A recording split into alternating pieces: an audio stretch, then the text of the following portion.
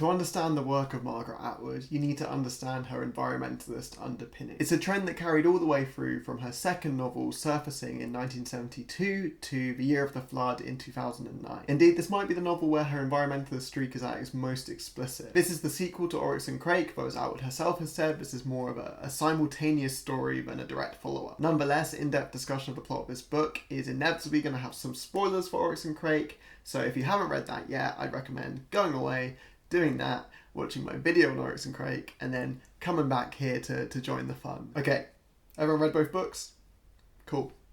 Let's go. The Year of the Flood is the story of two characters, Toby and Wren, who both become part of the fringe religious group called the God's Gardeners. Introduced by a throwaway line in Oryx and Crake, the God's Gardeners are one of many different Christianity-based sects that have popped up in the kind of corporately dominated future that was created by Atwood. Their doctrine contains a number of different elements, but the key stuff is that they believe in the holiness of animals and God's relationship with them, in the importance of vegetarianism, and the value of kind of eschewing products that are derived unfairly from animals. We're told this story in a similar way to Oryx and Crake, through the eyes of two narrators who are looking back over their past from the vantage point of post-apocalyptic event, something that they refer to as the waterless flood. This novel shows the perspectives of the poorer plebeians versus the compound of Oryx and Crake. We get a good example of the differences in the quality of life for people in the plebeians. Toby's parents tried to challenge the corporations over housing earlier in her life, and she believes as a result lost both their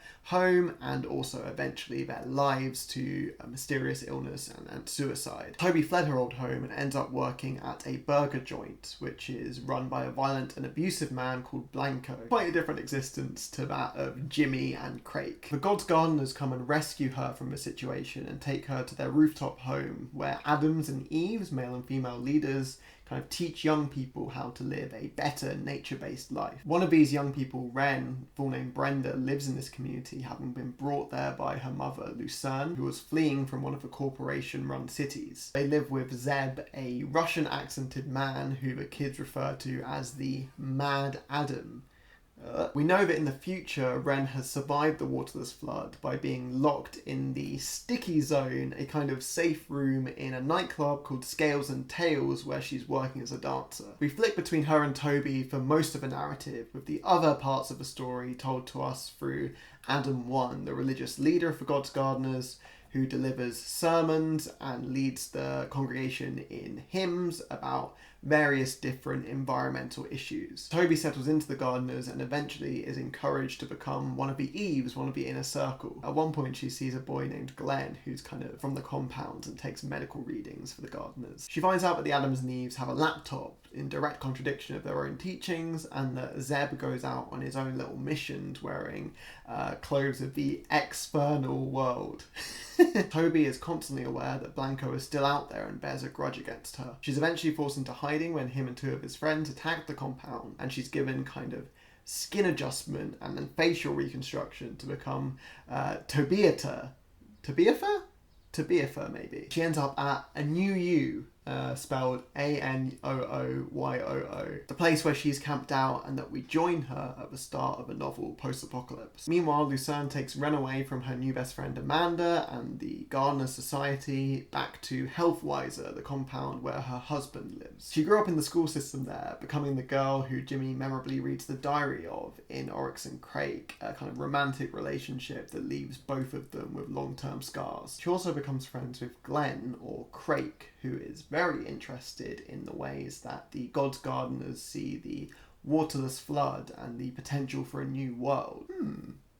I wonder why. She eventually trains to be a dancer, and after a brief stint with Toby at a new U, she goes to work at Scales and Tails. One day, Zeb appears at Toby's work and shows her on a laptop MaddAddam, the project that he's been working on, the Ecological Capitalism group. And he also tells her that there's been a schism in the church between Adam 1 and himself. She joins their system and watches their antics before the waterless flood eventually does arrive. Wren is initially stressed out about being stuck in the sticky zone, especially because she watches her manager, the only one with the access code to the sticky zone, have his throat slit on camera by Blanco, who has now gone through an intense gladiator-style TV show called Paintballing. Eventually, Amanda comes and rescues her, and the two of them join up with Shackleton, Crows, and Oates, members of MaddAddam. They are ambushed by Blanco and the Paintballers, and in the aftermath, Oates is killed and Blanco is severely injured. Toby, who runs into him, puts some lovely poisonous mushrooms in a drink to finish the job. Ren escapes and is able to run to Toby, who offers to help her. They come across Zeb and the remnants of the MaddAddam movement, who tell them about the Bliss Plus pills that Crake has created, as well as a new form of humanity that he developed. Meanwhile, Adam 1 recounts the final days of the God's Gardeners as they too succumb to the pandemic. Ren and Toby head to the beach, and after interacting with the worried Crakers, they approach what we now know is the final scene of Oryx and Crake, where Jimmy is approaching three figures on the beach. Stopping the increasingly delusional snowman from injuring himself, the two rescue Amanda and tie up the paintballers. They all enjoy a meal together, hearing the sound of the singing of the Crakers as they slowly approach. She loves an ambiguous ending, doesn't she? Atwood says that she wrote this novel after people kept coming up to her and asking her about the ending of Oryx and Crake. So naturally she decided to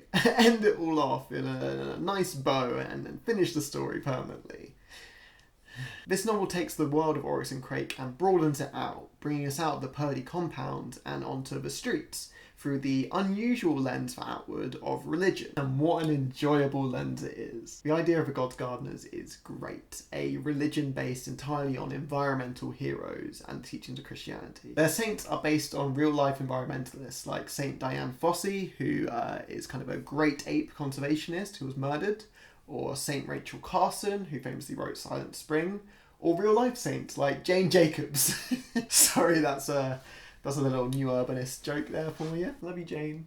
Love you. Frankly, it's a really good book as a springboard for someone who is curious about environmentalism and what figures to look at as part of its history. And it's a lot of fun to see how old traditions such as April Fish Day are kind of brought into a new environmentally focused context. Other fun elements of The Gardeners include a chant that the kids make to each other, where one of them will go, "gang," and the other will go, "green." Gang, green! And as we've already discussed, the reference to the external world, which is hysterical. You get the sense that the religious ethos that Atwood has presented through Adam 1 and the sermons he gives and the hymns that he leads is one that's not that far out of step with her own beliefs. She expresses through Adam 1 commentary on the environmental degradation of the late Anthropocene and the mess that humanity is making. This has been a key theme of Atwood's for a long time and one of a lot of merit. I was reading just today about a lake in the Philippines where 15 species of carp have gone extinct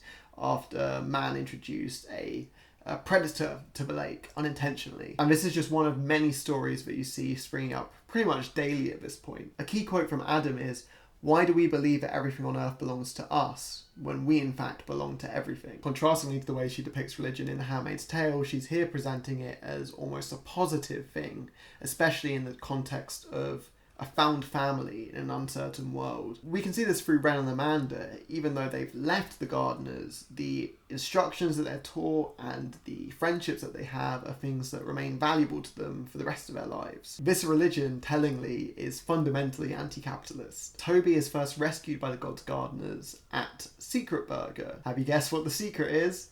It's human flesh! The corporate police, the Corpsey Corps, are using state-sanctioned violence in order to remove people they see as undesirable and then serve them up and any evidence of their death to people on a plate. Atwood here is turning to a familiar theme of consumptive capitalism, though maybe a bit more literal this time. This is especially true in the case of women. Blanco consistently makes violent threats against Toby, which end in her being transformed into meat. This harkens back to Atwood's first novel, The Edible Woman, but as its kind of natural end point of the literal consumption. This comes along with a state literally training men such as Blanco to be violent through paintballing, something that is kind of the performance of violence for popular entertainment. Atwood also reflects on sex work in this novel, particularly through Ren. She kind of takes on her role at Scales and Tails as a form of empowerment, but Atwood kind of presents a situation in which there is a contrast between people working in the clubs who see themselves as better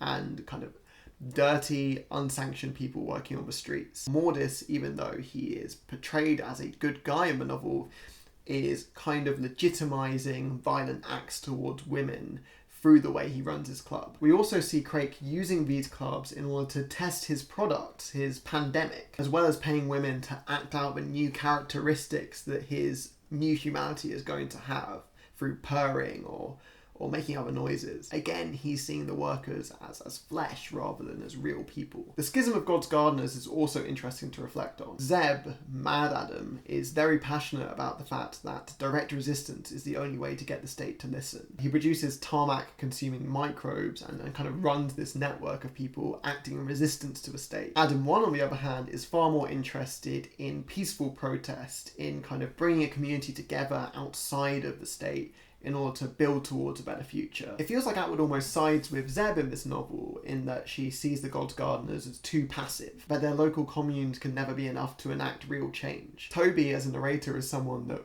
really represents this ambiguity in environmentalism. She's not a believer in the strictest sense of the God's Gardeners creed. She also admits to herself that she previously shut her eyes to the things that were happening in terms of environmental destruction, but climate breakdown was both obvious and unthinkable. Toby in this narrative stands for a lot of us, but she also stands as a metaphor for this conflict between peace and violence. It's no coincidence that when she has a vision on the night before she becomes an Eve, that she sees a lyobam. The lyobam is something that the Lion Osiris, another religious sect, had commissioned as a kind of splice between a lion and a lamb, showing the kind of the metaphorical peace between these two elements of Christianity. And this comes up against Blanco, who is a bogeyman, a ridiculous character who seems to evade death and keep coming until eventually he doesn't. He represents the worst crimes of the Anthropocene, the violence and the destructiveness. Toby's choice to kill him has metaphorical resonance as she chooses to turn her back on this kind of violent approach of humanity in the Anthropocene. But later she makes the choice to include the paintballers when she's feeding everyone as part of one of the God's Gardeners' religious feasts at the end of the novel,